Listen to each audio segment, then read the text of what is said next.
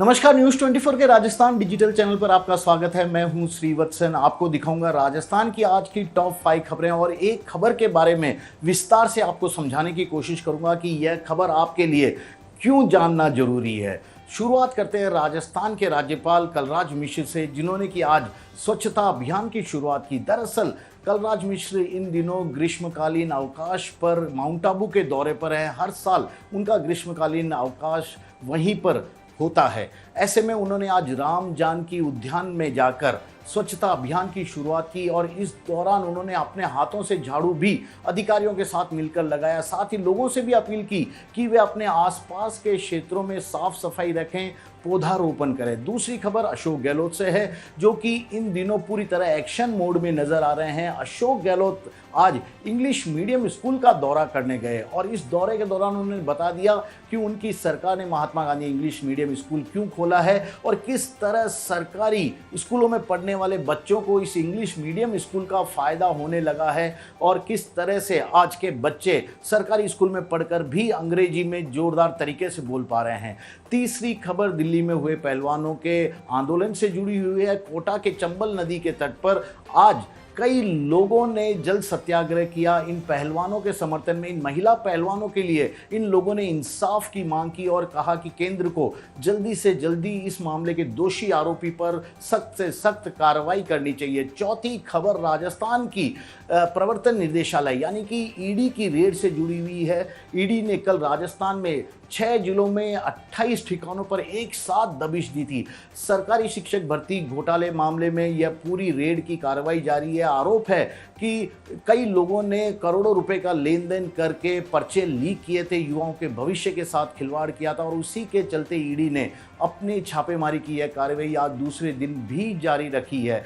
चौथी खबर राजस्थान के मुख्यमंत्री अशोक गहलोत की है। उनकी सरकार से जुड़ी हुई है, जिसने 500 रुपए की गैस सिलेंडर योजना की शुरुआत कर दी और लोगों को इसका लाभ भी देने लगी है। सरकार का दावा है कि करीब 74 लाख परिवारों को उसकी इस योजना का सीधा फायदा मिलेगा, क्योंकि यूपीए सरकार में जिस दाम पर गैस सिलेंडर मिलते थे, अब वह लोगों को उसी दाम पर इस गैस सिलेंडर को मुहैया कराकर महंगाई से एक बड़ी राहत दिलाने की कोशिश कर रही है। अब हम बात करते हैं राजस्थान की कांग्रेस सरकार की उस योजना का, जिसके दम पर सरकार यह दावा कर रही है कि वह चुनाव में जबरदस्त तरीके से इस बार वापसी करेगी और उस मिथक को तोड़ेगी जिसके तहत कहा जाता है कि राजस्थान में एक बार कांग्रेस की और एक बार बीजेपी की सरकार बनती है। दरअसल अशोक गहलोत सरकार ने चुनावी रेवड़ियां बांटनी शुरू कर दी है। हम चुनावी रेवड़ी इसलिए कह रहे हैं क्योंकि ये सभी लोक लुभावनी योजनाएं और खुद सरकार का यह मानना है कि इन सभी योजनाओं से उसे जनता के दिल को खुश करने का फायदा मिलेगा और मतदाता उसके पक्ष में खड़े नजर आएंगे विधानसभा चुनाव के दौरान।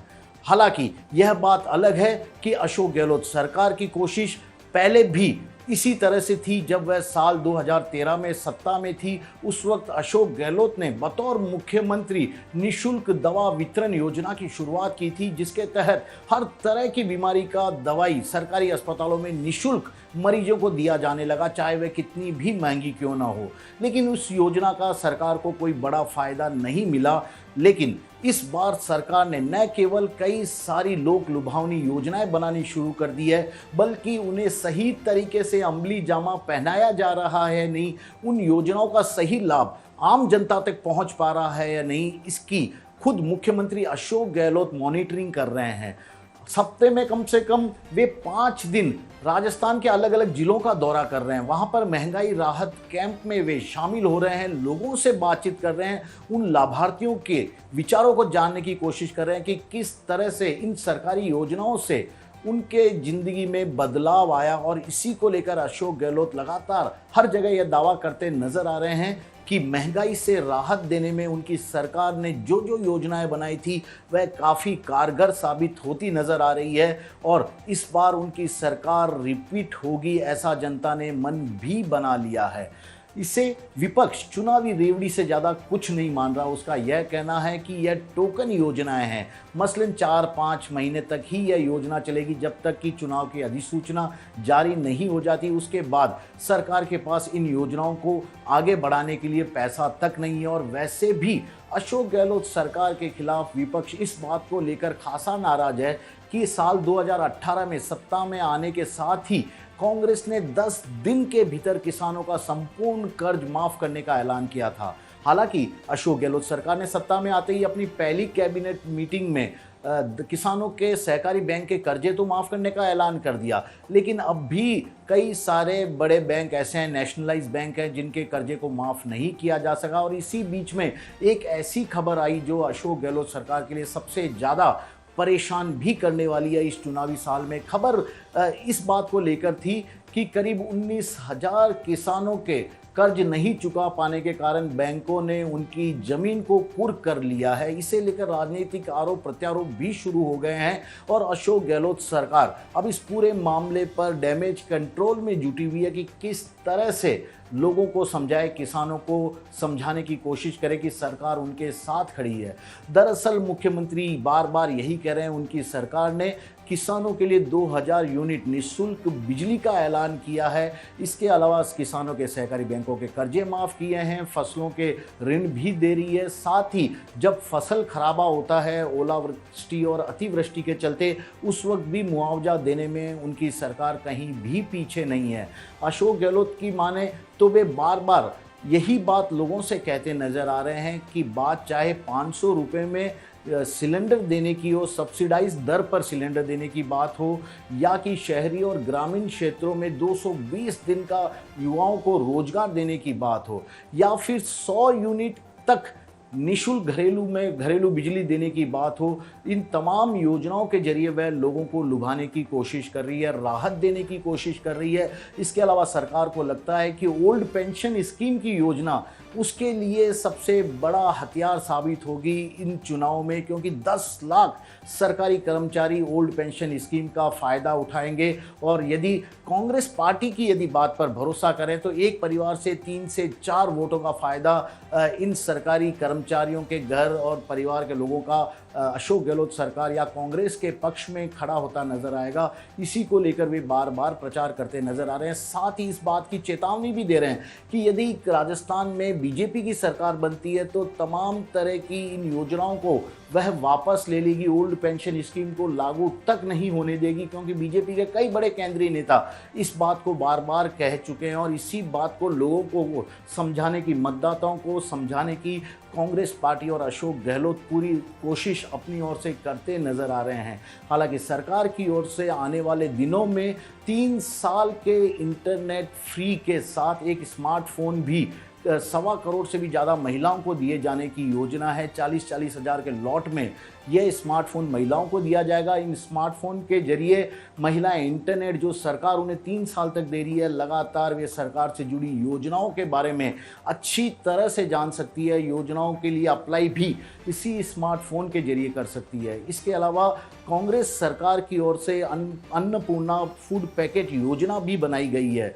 इसकी शुरुआत 1000 करोड़ रुपए से हुई थी, लेकिन धीरे धीरे बढ़कर यह 4200 करोड़ रुपए तक इस योजना का खर्चा बढ़ गया है और अशोक गहलोत सरकार जल्दी ही इसे लागू करने वाली है। इसके तहत गरीब और जो गरीब परिवार के लोग हैं उन लोगों को सरकार यह फूड पैकेट अपनी ओर से देने की कोशिश कर रही है। योजनाएं काफ़ी बड़ी है जिनके प्रचार प्रसार के लिए अब गांव, शहर, मोहल्लों में अशोक गहलोत सरकार की ओर से बड़े बड़े पोस्टर भी लगवाए गए हैं। उनके जरिए योजनाओं के बारे में बताया जा रहा है और मंत्रियों को, खास तौर पर कांग्रेस के छोटे बड़े तमाम नेताओं को यह हिदायत दी गई है कि वे इन योजनाओं के बारे में ही अब आम जनता के बीच में जाकर बात करें। सरकार के जो काम है, संगठन से जुड़े पदाधिकारी भी उसे आगे बढ़ाने की अपनी ओर से पूरी कोशिश करें। इस तरह की हिदायत मुख्यमंत्री की ओर से सभी कांग्रेस के पदाधिकारियों और कार्यकर्ताओं को दिया गया है। सोशल मीडिया को भी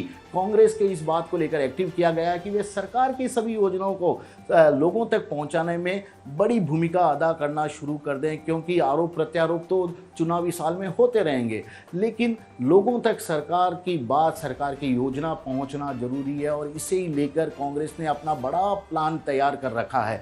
वैसे भी कर्नाटक चुनाव में कांग्रेस को जिस तरह से जबरदस्त बहुमत हासिल हुआ था, वहां कर्नाटक में कांग्रेस की सरकार बनी थी, उसी तरह से अशोक गहलोत का कहना है कि जिस तरह का ऐलान चुनाव के वक्त जनता को राहत देने के लिए कर्नाटक में किया गया था, ठीक उसी तरह से अशोक गहलोत सरकार ने अभी से ही यहाँ पर योजनाएं बना दी है। उनके प्रचार प्रसार के लिए भी अपनी ओर से पूरी कोशिश कर रही है। बस करना इतना है कि जनता के दिलो दिमाग पर इन योजनाओं को फिट करना है और इसके लिए उन्होंने अपनी पूरी टीम भी तैयार कर ली है। बाकायदा एक प्राइवेट एजेंसी को सरकार की तरफ से हायर किया गया है। यह एजेंसी सरकार की योजनाओं को लोगों तक पहुंचाने और सरकार से जुड़ी खबरों को किस तरह से पेश किया जाना है, इस बारे में अपनी राय रखेगी, अपना प्लान तैयार करेगी और उसे एग्जीक्यूटिव करने में सरकार की पूरी कोशिश करेगी। एग्जीक्यूट करने के बाद यह भी बताएगी कि कितने लोगों तक इन योजनाओं का का लाभ मिल रहा है, सरकार को किस तरह से अब इन पूरे मामलों पर आगे बढ़ना चाहिए। फिलहाल तो बीजेपी इस पूरी योजनाओं को लेकर अपने तरह से सरकार के खिलाफ प्रदर्शन में जुटी हुई है, क्योंकि बीजेपी का यह कहना है कि 50 यूनिट तक निःशुल्क बिजली का ऐलान सरकार ने कुछ वक्त तक किया था और उसके बाद जिस तरह से फ्यूल सरचार्ज के नाम पर लोगों की जेब काटनी सरकार ने शुरू कर दी थी, वह साफ तौर पे बताता है कि सरकार लोगों को राहत कम देना चाहती है जबकि प्रचार ज़्यादा करना चाहती है। और यही कारण है कि अब 100 यूनिट बिजली की बात हो, चाहे 500 रुपये में गैस सिलेंडर देने की बात हो या किसानों से जुड़ा मुद्दा हो, बीजेपी को सरकार के किसी भी दावे और वादे पर ज़रा भी एतबार नहीं है। फिलहाल तो यही देखना होगा कि अशोक गहलोत सरकार की इन योजनाओं का लाभ कितना लोगों तक पहुंच पाता है, क्योंकि इस बार मुख्यमंत्री ने कांग्रेस पार्टी की इन सभी योजनाओं को या अपनी सरकार की इन सभी योजनाओं को आम जनता तक सीधे तौर पर बताने के लिए प्रचार माध्यम के अलावा रजिस्ट्रेशन की भी यहाँ पर एक तरह से प्लान बना लिया था और उसके तहत यह कहा गया कि महंगाई राहत शिविर में आइए, सरकार की जो 10 बड़ी योजना है उसके बारे में जानिए, उसका रजिस्ट्रेशन करवाइए। अधिकारी आपको बताएंगे कि आप किस किस योजना के लिए एलिजिबल हैं, कौन सी योजना सरकार द्वारा आपको दी जा सकती है। यानी कि अशोक गहलोत चाहते हैं कि उनकी योजनाओं के बारे में अब आम जनता खुद कैंपों में आकर जानकारी ले, हासिल करे, ताकि उनके दिलो दिमाग पर यह बात अच्छी तरह से आ जाए कि इन योजनाओं का लाभ अशोक गहलोत सरकार की ओर से ही उन तक पहुंच पाया है। चुनावी साल है, यही देखना है कि किस तरह का फ़ायदा अब आने वाले दिनों में कांग्रेस पार्टी और अशोक गहलोत को इन सभी चुनावी योजनाओं से मिलता है। फिलहाल तो आरोप प्रत्यारोप का दौर जारी है और जनता के लिए राहत की सबसे बड़ी बात तो यही कही जाएगी कि उसे महंगाई के इस दौर में भले ही चुनाव आने के साथ ही सही, लेकिन कहीं न कहीं काफ़ी फ़ायदा भी मिलने लगा है।